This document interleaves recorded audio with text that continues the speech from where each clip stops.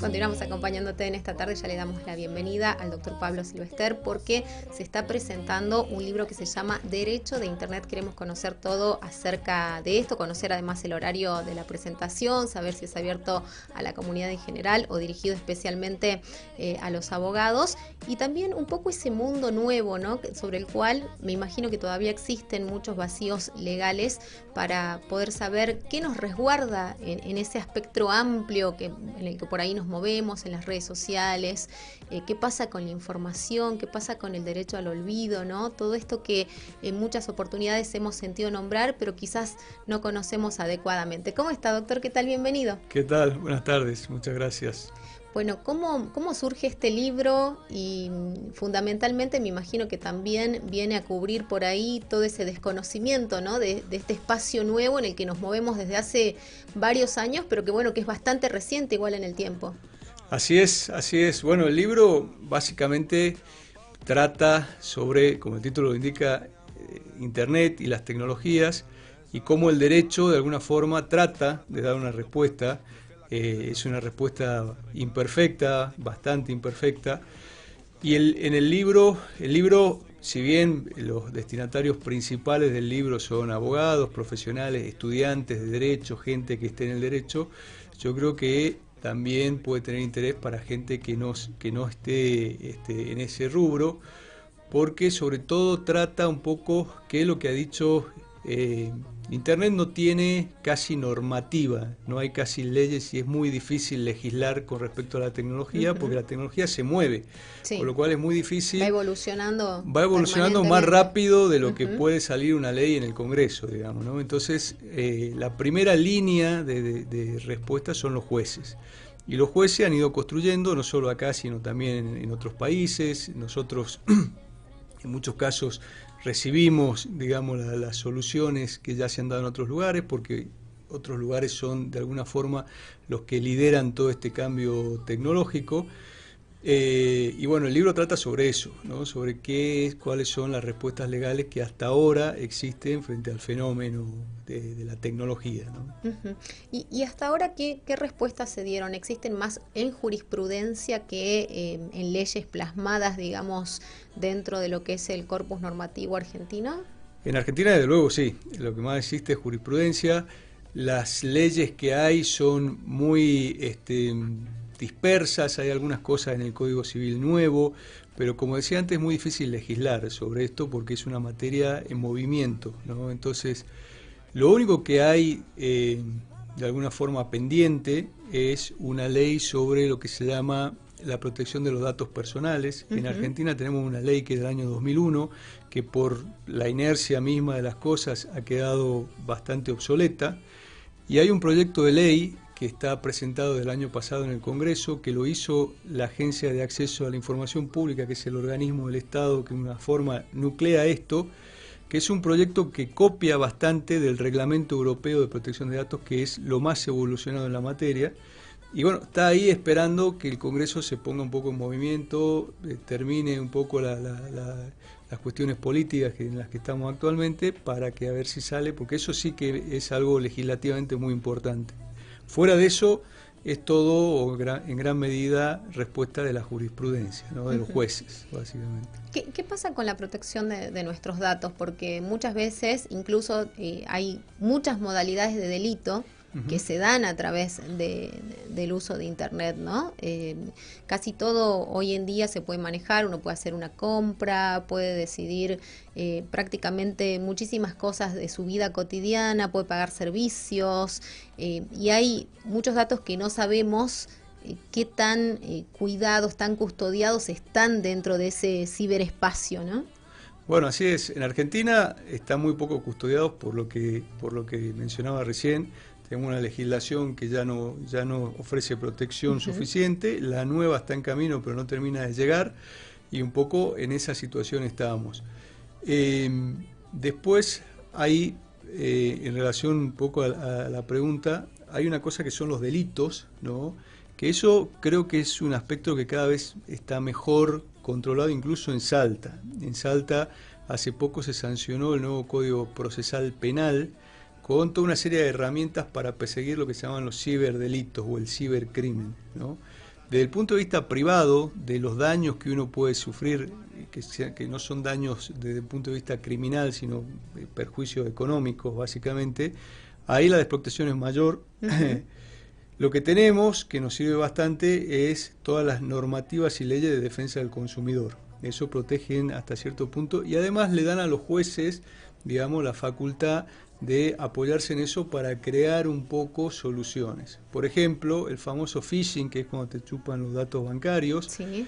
Hace poco hubo una sentencia, todavía la sentencia, el problema de la sentencia es que pueden variar. Hay algunos que dicen una cosa, los jueces pueden decir otra, no es una cosa uniforme, cada juez tiene su criterio. Ese es un poco, digamos, el lado no positivo de que sea jurisprudencial. Pero hace poco un juez dijo que el phishing era, digamos, que el home banking era una actividad de riesgo, ¿no? Entonces, que los bancos que ofrecían home banking estaban ofreciendo una actividad de riesgo como manejar uranio en una central nuclear, digamos, actividades de riesgo, con lo cual tenés que tomar todas las medidas de protección necesarias para que no ocurra nada. Es responsabilidad del banco, o sea, le transfirieron la responsabilidad a los bancos. Esas son las soluciones que tenemos en la justicia y que, bueno, son muy, muy de elogiar y útiles. Bueno, a tenerlo presente también. ¿Qué pasa con esto de las redes sociales, que es todo un universo aparte donde hay mensajes que incitan al odio, hay mensajes que uno no sabe si específicamente, efectivamente debe haber una persona detrás, pero no sabe cuánta maquinaria y cuánta organización hay, ¿no? Porque muchas veces son cuentas anónimas, incluso he escuchado de casos dentro de la misma política diciendo que se denunciaba acá, pero que en realidad había una suerte de triangulación y se terminaba ejecutando, no sé, una información o enviando alguna noticia desde algún otro lugar del mundo para evitar justamente que se rastree, ¿no?, de dónde salían estos datos o para ensuciar el honor y el buen nombre de alguien. ¿Sigue siendo difícil todavía para la justicia poder acceder, poder hacer esa búsqueda? Muy difícil. Ahí vos planteaste 2 o 3 problemas que son clave en Internet. Uno es la globalización de Internet. Yo con una conexión Wi-Fi puedo desde acá, digamos, cometer cualquier tipo de tropelía en la otra punta del mundo y estoy acá y que me vengan a buscar, ¿no? Después, la segunda cosa, la segunda idea que nos viene básicamente de Estados Unidos es el tema de la libertad de expresión, ¿no? Entonces, en la libertad de expresión en Estados Unidos es curioso porque es el primer artículo de la Constitución, la libertad de expresión, y el segundo de la libertad de portar armas. Esa es un poco la mentalidad de Estados Unidos. Bueno, tremendo. Bueno, la libertad de expresión en Estados Unidos es un derecho casi absoluto. Y en el mundo de Internet funciona un poco así y todas las empresas, las grandes empresas de tecnología, se escudan atrás de la libertad de expresión para decir nosotros no tenemos por qué controlar y no podemos ser jueces de los contenidos que suben nuestros usuarios, ¿no? Entonces, eso ha generado montones de problemas a nivel global. A Donald Trump le cerraron la cuenta de Twitter cuando era presidente de Estados Unidos. Hay mucho debate al respecto, pero el principio general sigue siendo la libertad de expresión. Y eso significa que para tolerar una libertad de expresión, mucha gente estamos todos expuestos a montones de riesgo de viralización, de contenidos, de insultos, de fake news, etcétera, etcétera. Todo lo que circula por Internet entra dentro de esa bolsa de la libertad de expresión. Es muy difícil, digamos, y ahí necesitas un juez generalmente que diga qué cosas están dentro de la libertad de expresión y qué cosas ya de alguna forma se salen en el sentido de que son, como decías vos, incitaciones al odio, por ejemplo, pero todo eso requiere un proceso judicial con el problema serio que tenemos que la respuesta judicial no está a la misma velocidad que la viralización de los contenidos. Entonces vos viralizás contenidos en segundos y el juez dentro de varios meses va a decir que eso es ilegal. En el medio ya la respuesta judicial llega tan tarde que hace que sea casi inútil, ¿no?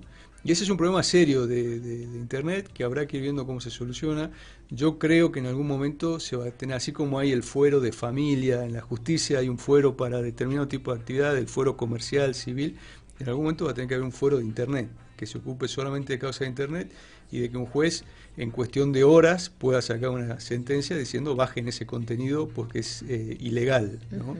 Hasta que lleguemos a eso, la maquinaria burocrática funciona a su ritmo, digamos. Y los ciudadanos estamos bastante desprotegidos.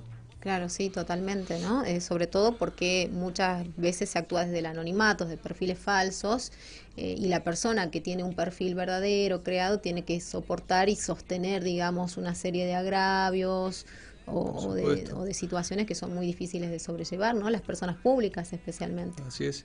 Pero bueno, los famosos trolls, hoy que ahora que estamos en campaña, sí, los trolls, que abundan. Bueno, son, digamos, son mercenarios pagos, ya a esta altura ya se sabe que hay equipos, cada uno tiene su granja de trolls, y bueno, y los políticos. Ahí hay un criterio que en el libro está desarrollado, que es precisamente el carácter público. El que elige ser figura pública automáticamente acepta exponerse más. Ese es un criterio. Entonces los políticos, para empezar, los funcionarios públicos, hay una tolerancia al insulto, al agravio y demás, que es mayor, ¿no? Porque además tienen ellos más acceso también a dar su réplica que la que pueda tener una persona anónima o privada que se vea comprometido en Internet. Entonces los funcionarios públicos son los que tienen menos defensa. Contrariamente, los que tienen más defensa, en el otro arco están los menores. Los menores están absolutamente más protegidos. Cuando hay problemas que involucran a menores, digamos, las soluciones suelen ser más contundentes, ¿no? Hay toda una serie de principios, están expuestos en el libro, de cuáles son los casos. El libro es muy de casos, ¿no? La jurisprudencia son casos, con lo cual tiene la cosa de un poco, si querés, es una lectura más fácil que leer normas, porque el caso le pasó a Natalia de Negri, el caso del derecho al olvido, que decía, sí, bueno, le pasó esto que estaba en el caso Coppola famoso en aquel momento, en el jarrón, y bueno, y quedó todo eso dando vueltas en YouTube, no solo dando vueltas, se subió a YouTube, o sea, hubo ahí una acción. Claro, las famosas apariciones en los programas de Mauro Viale. Exacto, ¿no? Exacto. Bueno, todo eso quedó dando vuelta. De Negri hoy en día es una presentadora muy reputada en Miami y no quiere que eso siga apareciendo vinculado a su nombre. Para mí la Corte Suprema acá dio una sentencia un poco mezquina, ¿no? Entiendo los motivos de por qué sacó una sentencia así, para no abrir, digamos, la jaula de los casos de derecho al olvido. Pero es verdad que el tema de el derecho al olvido está muy vinculado, no está muy vinculado, es parte del derecho de protección de datos. Es una parte, el derecho de protección de datos tiene un criterio, básicamente, lo que se llama el tratamiento de datos. Tratar datos quiere decir cada persona física o jurídica que use un dato para algo, está haciendo un tratamiento de datos. Y esos tratamientos de datos son siempre tratamientos distintos. No es lo mismo, por ejemplo, y eso, digamos, le impactó de lleno a los buscadores de Internet, no es lo mismo, por ejemplo, que yo suba un dato a Google, que Google lo indexe, quiere decir que lo ponga en orden en el buscador, que aparezca antes que otro. Eso que hace Google es un tratamiento distinto que el que hago yo, que subo el dato, ¿no? Con lo cual Google se está haciendo responsable de ese dato, ¿no? Eso es un poco lo que la Corte Suprema no entendió acá, la diferencia entre los tratamientos de datos. Y eso ocurre porque no tenemos un desarrollo de la Ley de Protección de Datos, que te decía antes, suficiente como para tener, digamos, una cultura jurídica de datos. Eso está faltando. ¿Y ahora cómo ingresa este caso? Porque digo, gran parte de esto pasaba en el ámbito de la televisión, Internet era muy incipiente, ¿no? Cuando ocurre este famoso caso del jarrón, el famoso caso Coppola, y efectivamente Natalia de Negri como Samantha Farhat iban voluntariamente a esos programas y, si no me equivoco, ambas tenían más de 18 años y podían estar presentes en cualquiera de estos lugares, ¿no? Bueno, ese es el otro criterio clave de protección de datos, es el consentimiento informado. Entonces, no es lo mismo si yo voy a un canal de televisión, y sobre todo no es lo mismo si voy hace 20 años a un canal de televisión y presto mi consentimiento para que mi imagen salga en ese canal de televisión, que esa imagen o esa filmación de hace 20 años, alguien la suba a YouTube, eso es otro, necesita mi consentimiento de vuelta. Y supuestamente Google, para colocar, Google o el buscador que sea, para colocar ese video en un lugar del buscador, necesita mi consentimiento nuevamente. Ese es el criterio, el consentimiento informado quiere decir que me tienen que informar la finalidad. Y cada finalidad tiene que ser informada de una forma muy concreta, ¿no? Entonces, Acá se ha roto toda esa cadena, ¿no? La filmación hace montones de años, alguien la subió sin consentimiento de Samantha Farjad, de Negri, y Google, como prácticamente se ha subido todo el contenido como que se sube existe todo, como se sube todo, en las claro, redes, ¿no? claro. Es que ahí hay una cosa que y aparte hay una tensión ahí, te diría que hay como dos escuelas. La escuela de Estados Unidos que dice no hay que intervenir jurídicamente en la tecnología, porque eso hace que se enfríe el desarrollo. Y después está la escuela europea, si querés, que es hay que defender a los ciudadanos frente a la tecnología, ¿no? O hay que defender los derechos de los ciudadanos frente a todo, antes que cualquier otra cosa. Entonces, dentro de esa segunda escuela es donde se desarrolla toda esta protección de los datos personales y demás, donde dicen vos tenés que pedir, y piden un involucramiento cada vez mayor de las empresas de tecnología. Es decir, vos tenés que pedir el consentimiento de vuelta. Esa imagen que apareció está consentida para subirse a internet. Ahora, para que vos puedas tomarla y ponerla en un lugar del buscador, tenés que pedir nuevamente el consentimiento. Obviamente una burocracia gigantesca porque hay millones de contenidos en Google. Claro. ¿Cómo hacen para eso? Claro. Tienen tecnología para hacerlo, porque usan la tecnología, eso ya se hace, incluso hoy en día la inteligencia artificial y todo esto te puede seleccionar los contenidos, pedir, ¿no? Pero hay que exigirle más, mi opinión es que hay que exigirle bastante más a las empresas de tecnología en el sentido de la protección de los derechos de los ciudadanos. Si no, estamos entregados, ¿no? Es un poco como decías vos, suben de todo, no sabemos qué hay. Claro, y se usa y se manipula también esa información porque Bueno, efectivamente uno puede hacer recortes, puede unirlos como quiera y bueno, de esa manera también va configurando un nuevo esquema, ¿no? Bueno, interesantísimo el tema, doctor. ¿Cuándo se presenta? Lugar y horario, por favor. Mañana miércoles 25 a las 19:30 horas, o sea, 7:30 de la tarde, en el colegio, en el salón del Colegio de Abogados de la Ciudad Judicial. Es el que está justo cuando termina la ciudad judicial, hay una sede del colegio ahí. Bueno, y tenemos autorización, nos da su consentimiento para que podamos subir este contenido sí, por favor. A las redes, no, me hacen a YouTube. un favor, por supuesto. Y están todos invitados, abierto al público, el que quiera ir, con todo gusto, el que le interese en estos temas, con todo gusto puede asistir. Buenísimo, bueno, la verdad que es un tema apasionante y a nosotros como periodistas y comunicadores nos tiene que demandar el doble de atención, ¿no? Por ahí que quizás a algún otro ciudadano. Así que felicitaciones y bueno, vamos a estar atentos para conocer más de esto. Perfecto, muchas gracias. Muchas gracias, doctor, que esté muy bien. Pausa, quédate ahí, ya volvemos.